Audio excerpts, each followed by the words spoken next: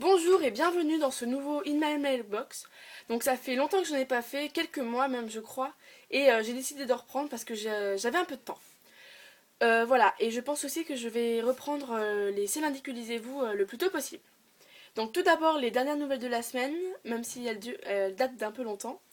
J'ai créé une page Facebook pour mon blog qui s'appelle Le Ton des Livres, et vous êtes déjà 59 personnes à l'aimer, donc je suis vraiment très contente. Et j'ai aussi créé un rendez-vous qui s'appelle la citation du jour.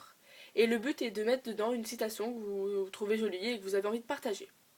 Maintenant, passons au vrai In My Mailbox avec mes vraies acquisitions. Donc je crois que cette semaine j'ai eu environ 8 acquisitions. Oui c'est ça, 8. Et alors, la première acquisition que j'ai eue cette semaine, c'est la voleuse de livres. Donc ça fait un bout de temps qu'il est sorti, je le sais, et j'avais tout de suite eu très envie de le lire. Surtout quand j'ai su qu'il y avait un film qui allait en être adapté, mais je me doutais pas du tout que ça datait de la Seconde Guerre mondiale, en Allemagne nazie, et j'ai été vraiment surprise quand je l'ai appris. Enfin, c'était un petit bout de temps maintenant, mais voilà. Et après, j'en avais plus trop parlé, je crois bien, mais comme je l'ai maintenant, bah, j'ai vraiment hâte de le lire. Voilà, donc ça c'est ma première acquisition. Ensuite, la plus belle acquisition certainement de ce In My Mailbox, c'est le tome 3 d'Insaisissable qui est sorti il y a une semaine ou deux. Et depuis sa sortie, bah, j'arrête pas de dire il faut que je l'ai, il faut que je l'ai. Donc on me l'a offert et je suis vraiment très heureuse. La couverture est juste magnifique, j'ai extrêmement hâte de le lire. Je vais lire la semaine prochaine dès que j'aurai fini ce que j'ai oublié de te dire d'ailleurs, qui est un peu glauque. Mais je l'ai pas encore fini donc je vous dirai ça après.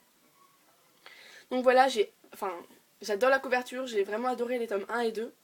Et j'ai extrêmement hâte de lire ce tome 3, surtout que le 2 m'avait un peu laissé sur ma faim, on va dire, je crois me rappeler. Et j'ai surtout vraiment hâte de savoir avec qui Juliette va finir. Si c'est avec Adam ou Warner, sachant que je suis team Warner, donc j'espère sincèrement qu'elle va finir avec Warner.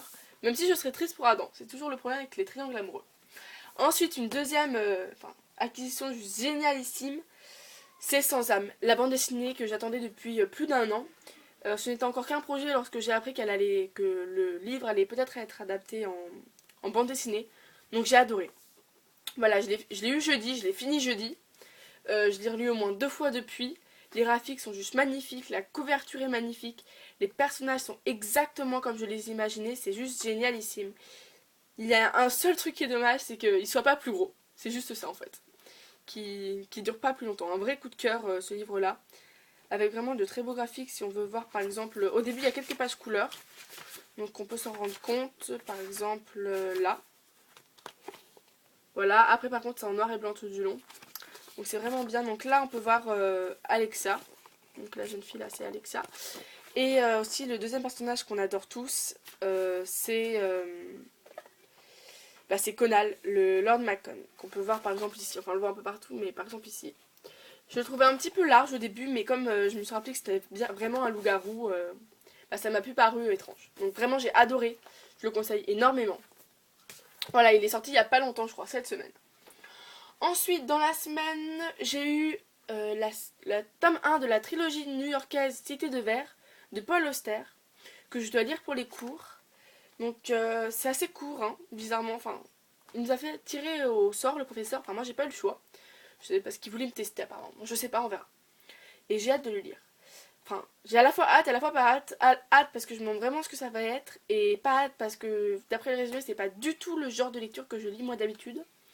Donc je me questionne beaucoup par rapport à cette lecture. Donc voilà, si... je vais vous parler un peu. Au début, j'ai cru que... Enfin, j'ai eu que le titre et l'auteur. Donc quand j'ai pensé à Cité de Verre, je me suis tout de suite imaginé que c'était quelque chose un peu dystopique, comme dans Never Sky, où ils sont enfermés dans un dôme de verre, où ils vivent que dans du verre, mais en fait non. Je pense que Cité de Verre, ça veut rappeler New York, et New York avec les grands buildings en verre. Voilà, donc au cas où vous vous posiez la question vous aussi, voilà la réponse. Donc voilà. Alors cette semaine, je suis allée à la bibliothèque, et j'ai emprunté le tome 1 de la série Charlene Harris, Les mystères de Harper Connelly, apparemment. Donc je ne connaissais pas, je suis tombée dessus, et ça m'intrigue un peu, donc j'ai hâte de le lire. En plus, la couverture est assez jolie. Après, je suis enfin tombée sur un livre que j'avais super envie de lire depuis assez longtemps, depuis sa sortie en fait. Et je l'ai un peu oublié pendant un long moment. Et quand je l'ai revu à la bibliothèque, bah, ça a été vraiment l'occasion de le lire. Et je l'ai fini, donc ma chronique viendra demain, je pense. Comme je l'ai fini il n'y a pas longtemps. Donc c'est Légende de qui? Ah, de Marie Lu, pardon. Et voilà, donc j'ai beaucoup aimé. Une cité un peu futuriste et dystopique aussi. Avec une histoire d'amour entre une prodige, une jeune fille très intelligente qui est vraiment pour sa nation et le pire ennemi de la nation. Donc c'était vraiment... j'ai beaucoup aimé. Et j'espère que si vous le lisez, vous l'aimerez aussi. Après j'ai eu Mélisande, Que sont les rêves?